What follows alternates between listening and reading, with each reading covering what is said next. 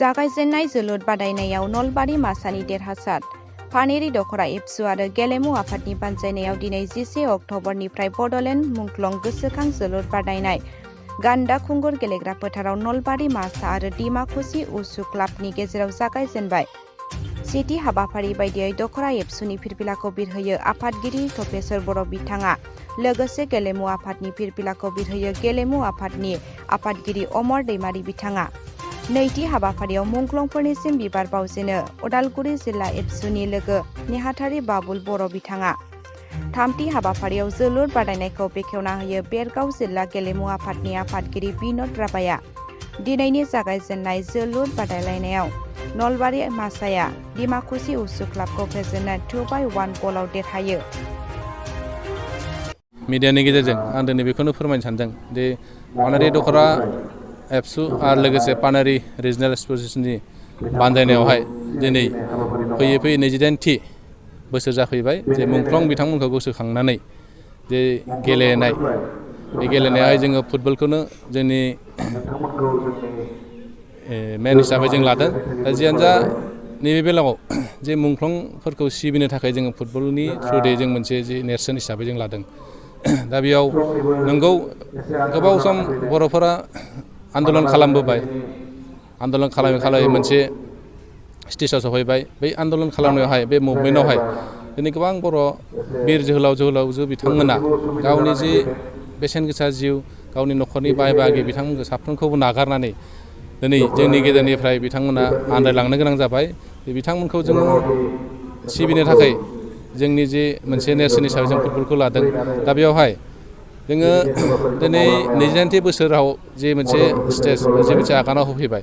आं बेखौनो खावलायनो सानदों जे इयुननि जे लाइमोन बा इयुननि जोंनि बर' माहारिनि जे जेनेरेसन बिथांमोनाबो जाहाथे जों जेरै जि समसिम सिबिदों हानायसिम इयुननि समावबो बेबायदि अराय गोथाङै बिथांमोननि मुंखौ लाखिबाय थागोन आरो बे जोंनि बर' माहारियावहाय जेसेबांखिनि बड'लेण्ड सोमावसारनायावहाय मुंख्लं जाबाय बिथां साफ्रोमखौबो जों सिबिनो दाबाव आरो जों इयुनसिम सिबिलांबाय थानांगोन। जेब्लासिम बर' जाथिया थागोन अब्लासिम बिथांमोनखौ सिबिनायखौ आं लुबैदों।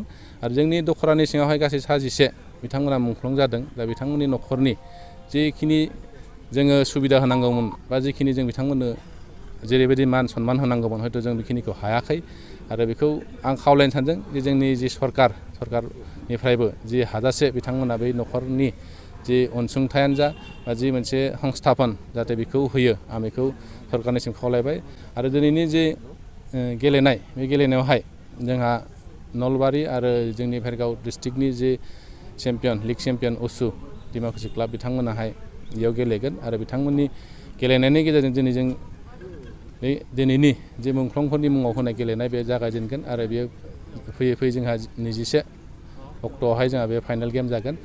पानेरि दख'रा दुलाराय बर' फरायसा आफाद आरो पानेरि रिजनेल स्पर्ट्स एसोसिएशननि बानजायनायाव 28थि बड'लेण्ड मुंख्लं गोसोखां जोलुर बादायलायनाय 2022 बेयो दिनैनिफ्राय जागायजेनबाय।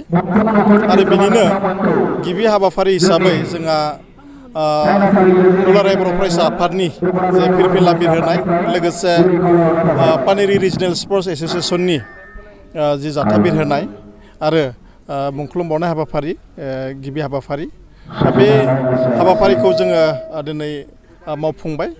दा बेजोंनो लोगोसे जोङो दिनै जे जोलुर बादायनाय बे हाबाफारिया जोंहा जागायजेनबाय आरो दान्दिसे समनि उनावनो दिनै डिमाकुसि जे उसु गेलेमु हानजा आरो जे नलबारिनिफ्राय सफैनो हानाय मासा जे क्लाब बिथांमोननि गेजेराव दिनैनि जि बादायलायनाय बेयो जागोन।